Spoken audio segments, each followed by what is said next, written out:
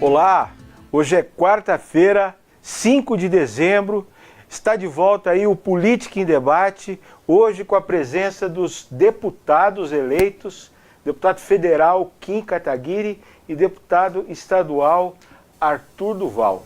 Eles estiveram aí em fevereiro aqui na TV Diário, na condição de candidatos e aí de volta agora como vencedores aí dessa eleição.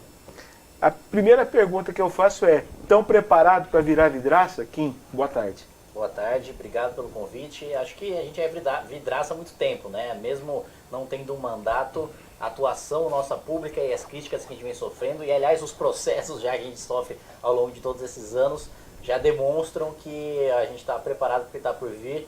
Acho que até a condição de ter um mandato, ter uma assessoria, ter uma estrutura parlamentar ajudando, facilita esse combate, mas de qualquer maneira vai ser difícil porque vai se intensificar nos próximos anos. Porque agora, além dessa disputa, dessa cobrança ideológica, de ideias, né, que marca o MBL e a relação do MBL com os seus opositores, principalmente a esquerda, agora vocês vão ter também uma cobrança de um trabalho efetivo, né, de ação, de atividade parlamentar. Como é que você está se preparando para isso? Já vinha me preparando há 2 anos, né, conversando com todas aquelas pessoas das áreas que vão ser meu foco, um economia, outro segurança pública. Já tenho projetos prontos nesse sentido e tenho estudado bastante os temas para que chegue o mais preparado possível no ano que vem. Acho que agora a questão, meu foco não são nem tantos projetos, porque eu já passei os últimos 2 anos trabalhando eles, mas o regimento interno da Câmara para saber como esses projetos podem ser aprovados o mais rápido possível. Arthur, boa tarde. Obrigado pelo convite. Opa, a gente que agradece a presença. Você se elegeu deputado aí para a Assembleia Legislativa de São Paulo. Uma crítica recorrente à Assembleia é que ela não serve para nada. Que a gente tem ali despachantes, né? Os deputados geralmente, a tarefa que eles costumam cumprir é levar demandas aí de prefeitos para o governador, né? Como fazer para tornar a Assembleia Legislativa um parlamento relevante, de debate? Qual que vai ser a tua contribuição para isso? Verdade. Na verdade é o seguinte, a gente costuma até brincar, cara, que infelizmente a Assembleia Legislativa, que ela foi protagonista ali de várias coisas importantes para o nosso estado, ela se tornou a casa perfeita para quem é vagabundo. Se você quer ser um vagabundo, a casa perfeita é a Assembleia Legislativa, porque você chega lá, o orçamento é estrondoso, tem muito dinheiro, você pode contratar muito assessor, você tem muito cargo para indicar lá dentro, e no final das contas, polêmica nenhuma passa por lá. No final das contas, o pessoal fica sendo isso mesmo, fica sendo despachante ali de demandas de prefeitos e dando aval em tudo que o governador faz. Justamente por isso que a gente decidiu colocar alguém midiático lá dentro, né? No caso, eu disputei a eleição justamente para dar luz àquilo, porque isso é muito negativo para a nossa sociedade, uma vez que uma casa com um orçamento tão robusto fica ali escondido, né? Então a gente tem diversos absurdos, que eu nem poderia falar agora por enquanto, mas tem muita coisa que a gente vê lá que a gente fala, poxa, precisa de alguém para tornar isso aqui midiático, né? E a gente esquece que a Assembleia Legislativa hoje no nosso estado é quem cuida principalmente da polícia, né? A polícia militar se reporta ao governador, então os deputados estaduais têm ali a sua função de fiscalizar o que o governador está fazendo em relação a isso, e a educação, né? Muitos de nós, ou dos nossos filhos, ou de conhecidos nossos, estudam ou em escolas municipais, na maioria das vezes, ou em escolas estaduais, que é a maioria das vezes, e a extrema minoria das vezes são em escolas federais, né? O debate da educação está muito mais ligado à Assembleia Legislativa do que o que a gente pensa. Perfeito. Kim, você já chega na Câmara dos Deputados querendo ser presidente da casa. Como é que está a sua candidatura? Você tem alguma esperança aí de fazer frente às raposas velhas que estão lá? Tenho. Aliás, essa eleição demonstrou que acabou o tempo dessas pessoas que sempre fizeram política na base do toma lá da cá, né? Não teve uma renovação de 51% na Câmara dos Deputados e gigantesca ainda maior, nem sei qual a proporção dentro do Senado, à toa. Existe um recado claro para aqueles que se reelegeram, que hoje estão com medo de já perder as eleições para 2022, porque esses que se elegem e se reelegem continuamente, eles acabaram de vencer a eleição e já estão pensando em 2022. E o pensamento de 2022 deles é: a minha votação diminuiu e se continuar diminuindo em 2022 eu não me elejo mais. Justamente trabalhando nessa nova lógica e com a maior parte dos parlamentares que foram novos, né, que estão exercendo aí pela primeira vez um mandato de deputado federal, que eu pretendo e continuo, já trabalho para que essa candidatura seja levada em frente, né? A campanha já acontece agora, porque a eleição já é no próprio dia da posse, dia 1º de fevereiro, então as articulações já acontecem desde já. Mas a eleição lá é interna, né? São os deputados votando em si mesmos, não é uma eleição popular, né? Onde se deu esse fenômeno. Cada vez mais a opinião pública muito conchavo. A decisão dentro dos parlamentares. Você acha que ela vai ser suficiente para fazer sua candidatura prevalecer? Eu acho que é possível que seja suficiente. Eu não posso afirmar categoricamente que vai ser minha candidatura, que eu vou ser vitorioso, que seria muita prepotência da minha parte. Mas essa pressão de rede social já fez com que uma questão que é votada interna corporis fosse decidida com uma maioria maior ainda do que aquela necessária para ser presidente da Câmara, que foi o caso do impeachment. Então, uma questão que é votada em relação única e exclusivamente dentro da Câmara dos Deputados e dentro do Senado Federal já foi decidido com pressão externa, e as eleições desse ano demonstraram que ainda mais esse peso vai fazer a diferença para as questões que geralmente são só interna corporis da Câmara. Eu digo isso porque um vereador que é simpático a vocês aqui em Rio Preto, vereador Jean Dornelas, do PRB, se colocou como candidato à presidência da Câmara, a eleição foi ontem, e tentou também tornar essa discussão pública, e acabou sendo massacrado. Quer dizer, ganharam, né, os mesmos de sempre. Ontem a eleição ganhou um vereador que inclusive já tinha sido presidente. Você não tem que vá para o mesmo caminho lá em Brasília? É um cenário diferente. Brasília acabou de passar por uma renovação gigantesca, né? Não foi uma eleição que aconteceu há 2 anos, como foi o caso aqui para a vereança, não só do São José do Rio Preto, mas do Brasil inteiro. E existe também um momento político muito diferente em relação a um governo que não vai interferir na presidência da casa, diferente do que aconteceu aqui na cidade de São José, em que você teve interferências do Executivo, mas que não abertamente de bastidores. No âmbito federal, essa interferência não vai existir, vai ser uma questão de fato decidida pela Câmara dos Deputados, e cada vez mais uma Câmara dos Deputados formadas por figuras que são formadoras de opinião e por figuras que têm conexão direta com a sociedade, que vão utilizar essa influência para conversar com os parlamentares. E o Bolsonaro vai ter algum papel nessa disputa? Não, o Bolsonaro já deixou bastante claro, e acho correta a postura dele, tanto dele como do ministro Onyx Lorenzoni, de permanecer neutro, de fazer com que a Câmara escolha seu próprio comando, respeitando a independência do poder. Perfeito. E eu rebato, né, transfiro a pergunta para o Arthur, que aqui em São Paulo também, quando você assumir, vai ter uma eleição para escolher um novo presidente da Assembleia. Sim. E pelo visto, pelo que eu apurei, os conchavos lá é para manter o Cauê Macris presidente, que é o atual presidente do PSDB, foi reeleito, em vez de uma candidatura outsider, como é a do Kim em Brasília, que seria a candidatura da deputada Janaína Pascoal. Sim. Qual é a tua posição? Como é que você vê essas discussões que já estão em curso aí? Imagino até que você já tenha sido sondado. Não, a gente já tá para cima e para baixo por causa disso. Na verdade é o seguinte, a gente tem um cenário lá que é o seguinte: a gente tem o candidato que é o Cauê Macris do PSDB, e temos o candidato do meu partido que é o Cauê Macris, que é o Edmir Chedid, e temos a candidatura outsider que seria a da Janaína.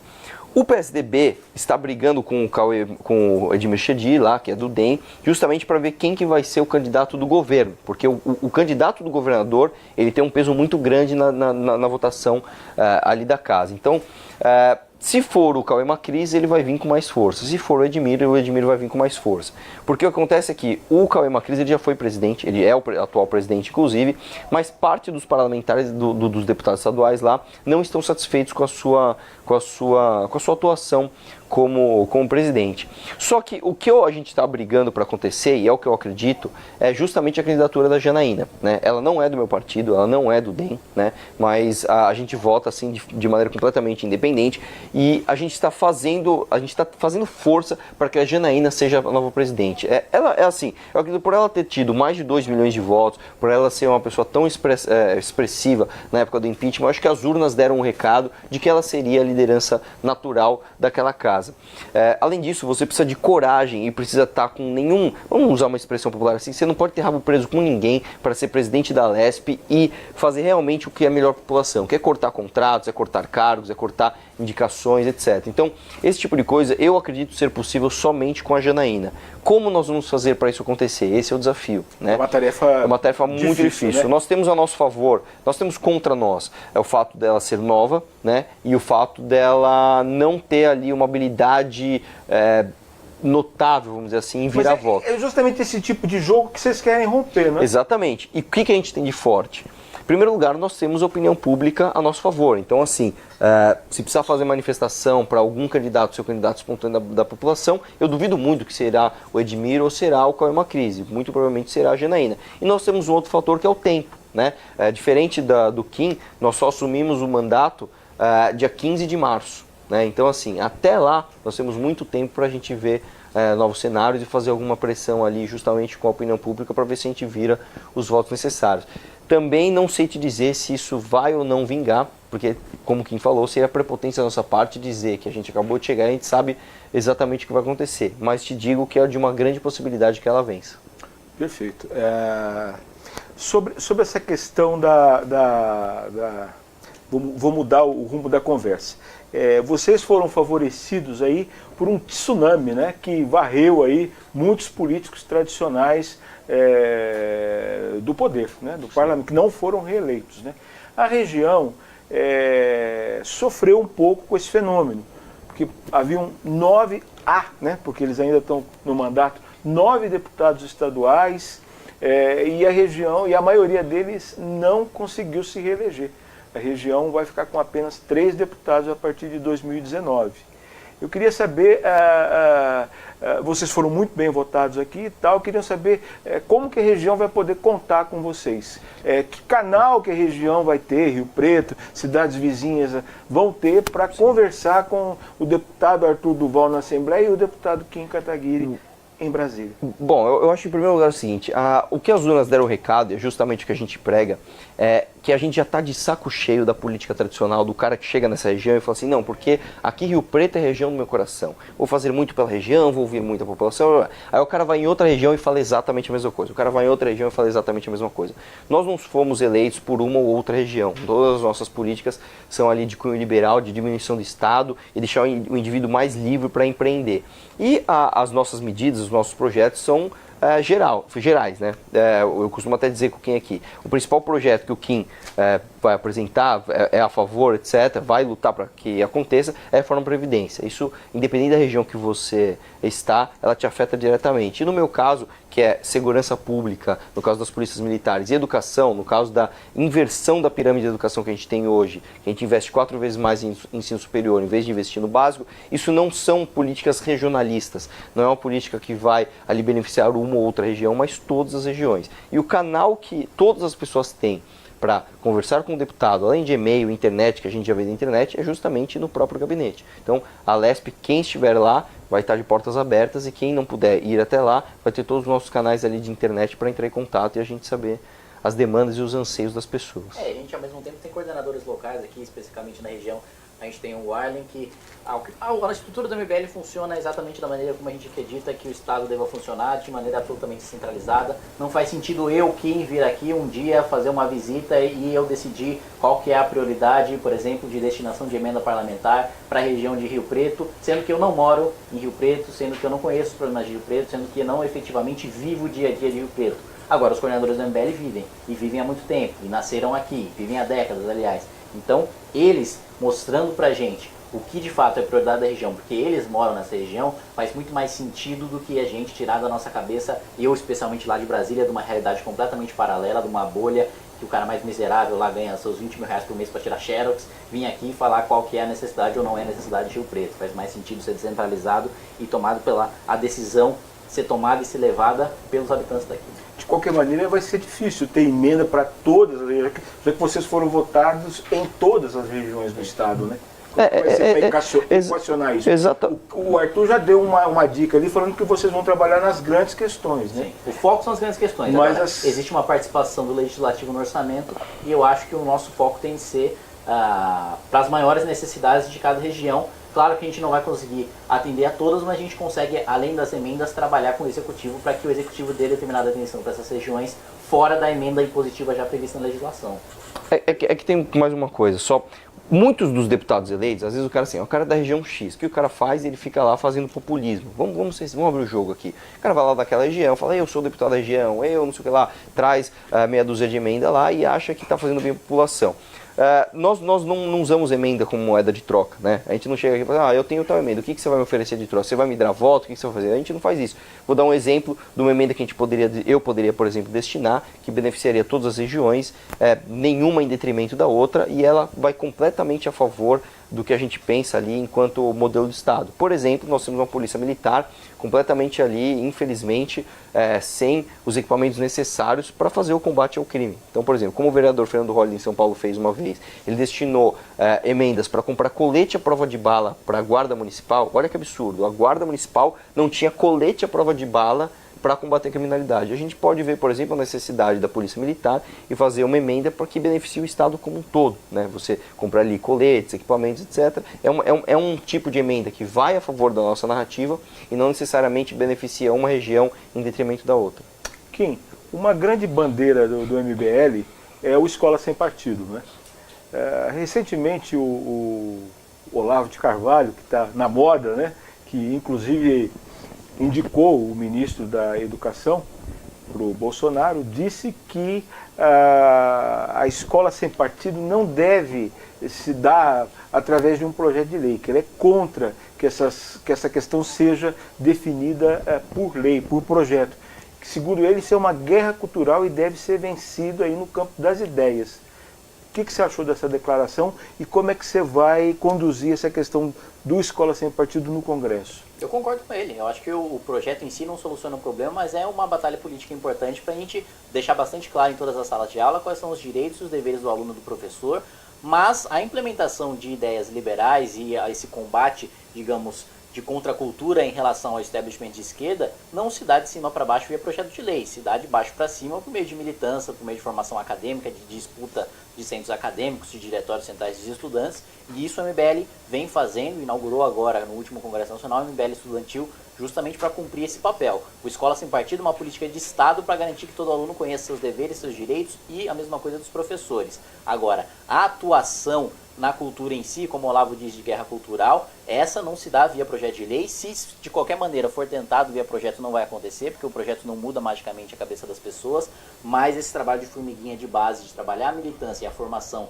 desses jovens que muitas vezes não veem alternativas de estudo dentro das próprias instituições de ensino, é o de fato que vai solucionar. Mas você defende a lei, defende a aprovação do projeto que institui o programa Escola Sem Partido. É que o que o Olavo falou especificamente foi o seguinte: ele falou que antes de você ter o projeto de lei, você precisa de um debate a nível intelectual, a nível social, a nível filosófico, antes de você chegar no projeto de lei. Nesse ponto eu discordo completamente do Olavo, porque hoje, com a velocidade que a gente tem na internet, com o tanto de debate que já foi feito, eu acredito que essa parte intelectual, essa parte filosófica, já passou dessa fase. Eu acho que está na hora efetivamente de você discutir politicamente. E digo mais, quando você vai numa Câmara Municipal, não talvez no Congresso Nacional não, mas quando você vai numa Câmara Municipal e pauta esse projeto de lei, é um projeto que dá tanto ou mais polêmica do que, por exemplo, a pauta do Uber, né? E lota uma Câmara Municipal. Nesse momento, você tem sim ali um projeto de lei ajudando o debate, justamente a guerra cultural. Quando você vê lá um monte de professor, um monte de cartaz, com falácia sobre um projeto de lei, que muitas vezes eles nem leram, isso, por mais que esteja partindo do princípio, por mais que esteja partindo do pé da política, você usa isso como um argumento na sua guerra cultural. Você mostra, olha só, o que esse cara está falando, que ele nem sabe o que ele está falando, e aí você abre o olho de muita gente, por meio de um projeto de lei, para entender toda a guerra cultural que tem por trás. Mesmo porque o projeto Escola Sem Partido ele tem apenas uma página, não cria nenhum novo direito, não cria nenhum novo dever. Não é censura. Imagina, de jeito nenhum. Ou é? Não, de jeito nenhum. O projeto Escola Sem Partido tem uma página, em nenhum momento ele cria nenhum novo dever para o professor e nenhum novo direito para o aluno. A gente até costuma brincar. Por exemplo, se o professor... Mas ele não impede o professor de dar opinião? Ao contrário. Justamente o contrário. Por exemplo... Porque o projeto que foi apresentado aqui na Câmara, do Jean Dornelas, impediu o professor de dar opinião pessoal sobre assuntos relacionados à ideologia de gênero, à política. Eu acho bem difícil, porque assim, o projeto Escola Sem Partido, vamos lá. É um só, né? Ele nasceu grande, ele nasceu um projeto, acho que ele tinha 7, 8 páginas, ele era grande, inclusive tinha muitos critérios subjetivos de avaliação. Por exemplo, ele usava a palavra doutrinação várias vezes. E o que é doutrinação? Então, cada um acha que doutrinação é uma coisa. O projeto foi evoluindo, até que ele chegou numa página. E essa página, basicamente, queria que a escola deve ter um cartaz dentro de sala de aula colocando os deveres e os direitos, os deveres do professor e os direitos do aluno, somente. A partir dali você começa a fazer vários projetos em âmbito municipal e apresentar em várias câmaras municipais. Eu não sei especificamente o do Gerardo Dornelas aqui, mas eu acho muito difícil ele fugir desse padrão que tem sido pautado em todos os municípios, não só de São Paulo, mas do Brasil todo.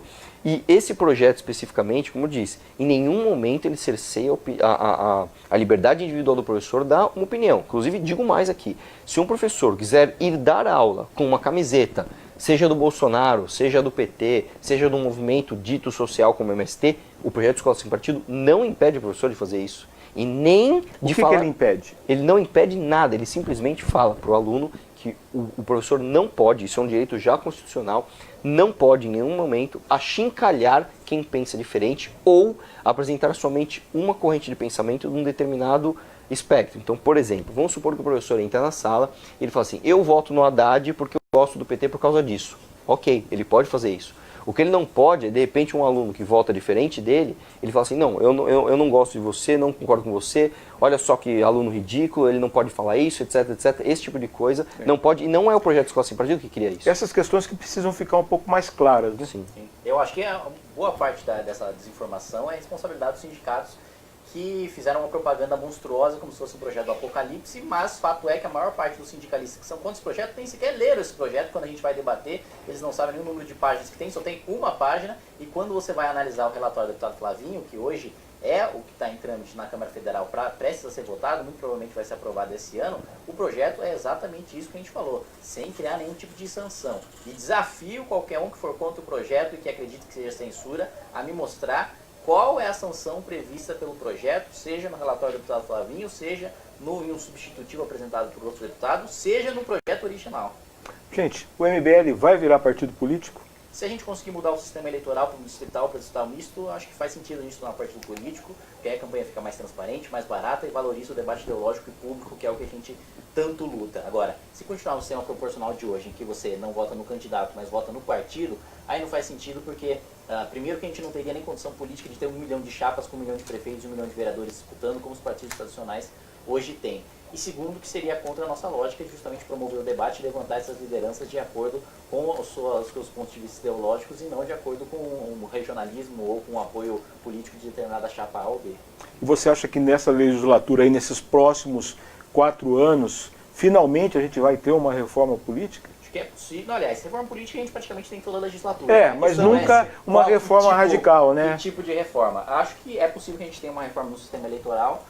Foi aprovado já no Senado o voto distrital misto e falta ser votado na Câmara, né? Acho que existe uma possibilidade grande de que seja aprovado, se não para 2020, para 2022. Mas é uma coisa que a gente ainda precisa entender melhor como vai estar o cenário político para saber se vai ser aprovado ou não. Mas já está, juridicamente está em vias de ser aprovado. Você acha que tem aí uma possibilidade de, na próxima eleição, o MBL já estar disputando uma eleição como partido? 2020 acho meio difícil, mas 2022, perdão, 2022. Se houver essa mudança no sistema eleitoral, sim.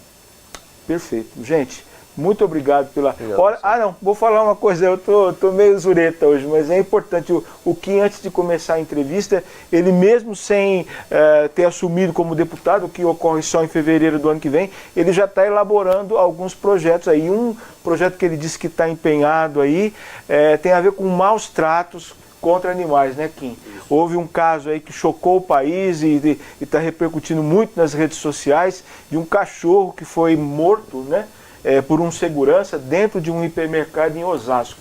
Como vai ser esse projeto, Kim? Que é uma causa que toca muita gente hoje. Sim, durante muito tempo eu estudei a legislação penal para saber por que as pessoas que cometem crimes, como uns mais comuns, assalto, furto, roubo, estupro, homicídio, latrocínio, têm penas tão brandas, e eu descobri que, na verdade, o Código Penal, ele prevê penas pesadas, mas o Código de Processo Penal alivia essas penas ao longo do processo. Estudando agora especificamente a lei em relação aos maus tratos, descobri que já no Código Penal, já a sanção inicial prevista aquelas para os maus tratos já é mínima e acaba numa sanção absolutamente nula na prática, né? Porque quando a pena, no caso da legislação atual, é menos de 1 ano, essa pena sempre é convertida na chamada pena restritiva de direitos, PRD, que nunca é uma sanção penal de fato, mas é só alguma multa, algum serviço prestado à comunidade ou algo do tipo. No caso, o projeto elaborado por mim, que eu pretendo apresentar já em fevereiro, já no início, assim que eu tomar posse, já houver as tomadas de decisões das lideranças das comissões, etc., faz com que a pena máxima seja de 4 anos de reclusão e que haja aumento de pena no caso de tortura ou de lesão permanente ao animal ou, no caso, ocasionando a morte do animal, vindo ao encontro de toda a reforma no sistema penal que eu já pretendo fazer para crimes contra a pessoa. Eu acho que dos animais, da mesma maneira que a gente tem uma política de tolerância zero que a gente pretende adotar para todo tipo de crime cometido contra o patrimônio ou contra a honra ou contra a integridade física das pessoas, acho que para os animais a gente também tem de adotar a mesma linha. É isso aí. Kim, muito obrigado pela entrevista. Arthur, muito obrigado. Você. Que vocês tenham aí um excelente mandato e que possam fazer muito aí por São Paulo. Obrigado. Valeu, gente. Então, quero agradecer também a equipe de política que fez um esforço aí para trazer os nossos 2 deputados eleitos aqui, ao pessoal que os acompanha, o Arlen que está aí, que representa o MBL aqui em Rio Preto. Gente, muito obrigado e até a próxima.